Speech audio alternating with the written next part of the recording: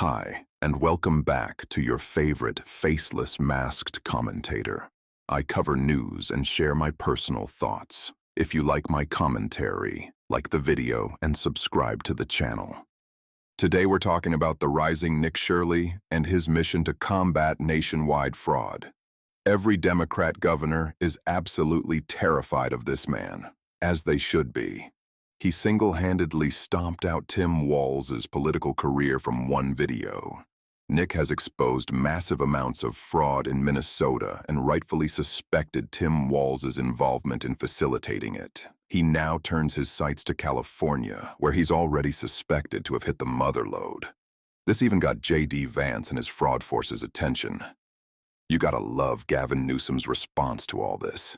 If painting him as a pedophile wasn't enough, he's trying to pass an entire act that stops independent journalism. Let's walk down the timeline. Nick started as a normal YouTuber. Fun fact for the Christian lovers, he took a break from slop content to serve on a mission for the Church of Jesus Christ of Latter-day Saints in Santiago, Chile. After this point is when he dove into the political side by interviewing undocumented immigrants at the US-Mexico border. From there, he did a few political, man-on-the-street videos focused on various topics like illegal immigration, the 2024 election, and deployment of ICE agents to blue cities. Enter David Hoke, a registered lobbyist and local watchdog who saw Nick's videos, then tipped him off on the daycare frauds.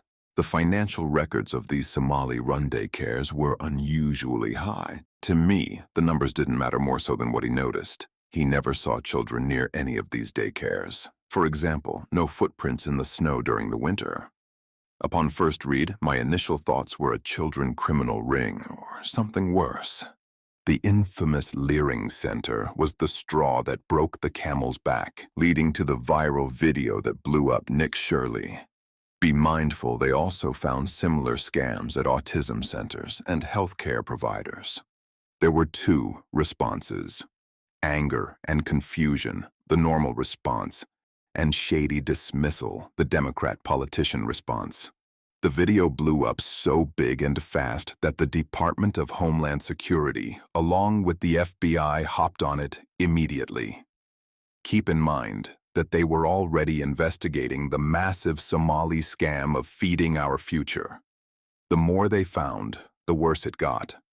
We're talking a national spotlight on Tim Walz, Ilhan Omar, and the state's Somali population. Tampon Tim Walz pushed back hard, claiming that he's already been cracking down on fraud and listed a whole bunch of things he's done to push against it.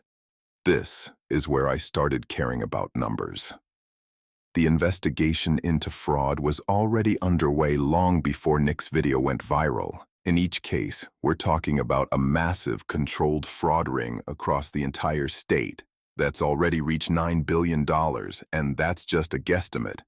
Tim Walz expects us to believe that he's been on this case for a while now. Then he goes to court and claims he was unaware? Really? This dipshit ran for VP and he thinks we're this retarded?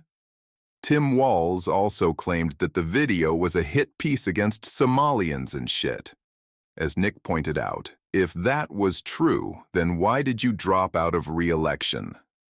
Nick later gave testimony before the House Judiciary Committee, laying out the whole story and how his video created instant change within the government. J.D. Vance, who's heading not one but two anti-fraud federal programs, claimed that Nick has done far more useful journalism than any of the winners of the 2024 Pulitzer Prizes. He has now set his sights on California, to which everyone suspects that fraud is much higher. Same setup, different industry. This time, hospice is the hot one. He lays out what he says is over $170 million in fraud, claiming it's even bigger than what he uncovered in Minnesota. Fraudsters are straight up creating fake hospice businesses by taking the Medicare beneficiary numbers of seniors who are actually healthy and not terminally ill or in need of end-of-life care He notes that hospice enrollment in California has inexplicably risen by about 1,000% in recent years, which he finds highly suspicious. His efforts clearly hit a nerve with Governor Gavin Newsom's office. Instead of engaging with the fraud claims directly, the office posted on social media trying to frame him like an intrusive figure than a journalist. Very bad play from Gavin Newsom. Your dumbass sat and saw exactly what happened with Tim Walz, and this is your reaction. It makes you look worse, especially since you're doing the same shit. Gavin started releasing arrest notices and actions that suggest he's clamping down on fraud. But the same question lingers. Why weren't you doing this before? Why did you wait until your ass got caught supporting this shit to prove that you've been on the ball on this? On a side note, whatever happened to that high-speed rail you asked the government for? Not a single track has been laid since you started taking money in 2008. Over 15 years of you grabbing money from government bonds in a state with the highest tax rates and gas prices. And your response is to clown the guy calling it out? What the fuck are we doing here? He's even passing a bill specifically targeting people like Nick.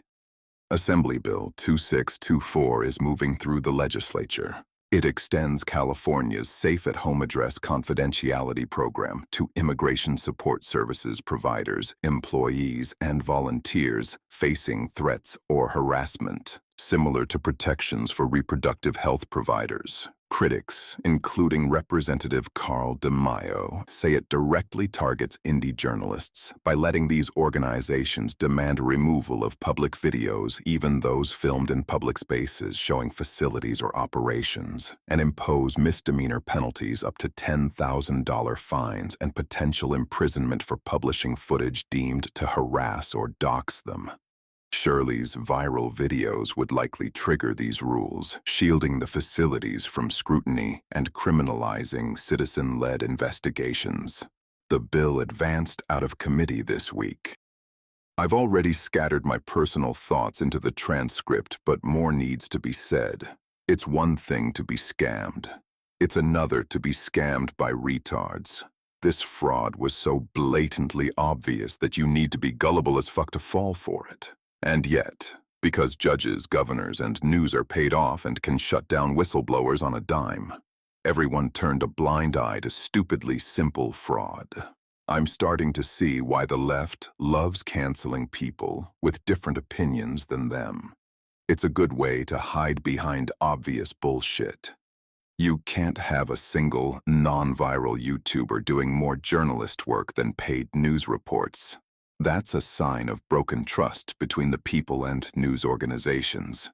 CNN exemplifies this point by immediately running coverage trying to debunk and defame Nick back when the daycare center story broke. They're not even good at it. Noticed how that coverage focused heavily on Nick from Utah and not so much on David, who actively lives in Minnesota? The reason was simple. David had more knowledge and intel than Nick. He could have highlighted way more points than what Nick did. The Learning Center's response was suspicious as hell, too. Who robs daycare center and only steals child registration documents? Another question raised by the conservative base. The hospice fraud in California starts with scammers setting up fake businesses and getting names to put on their rolls. There's evidence suggesting that some of them target homeless people to trade money for fake names and addresses. If they can do this for a hospice scam, why can't they use the same trick for elections? Senate Majority Leader John Thune needs to wake the fuck up and pass the damn Save America Act. If you've enjoyed this straightforward commentary, make sure to subscribe to the channel, like the video, and let me know your thoughts in the comments. Have a good one.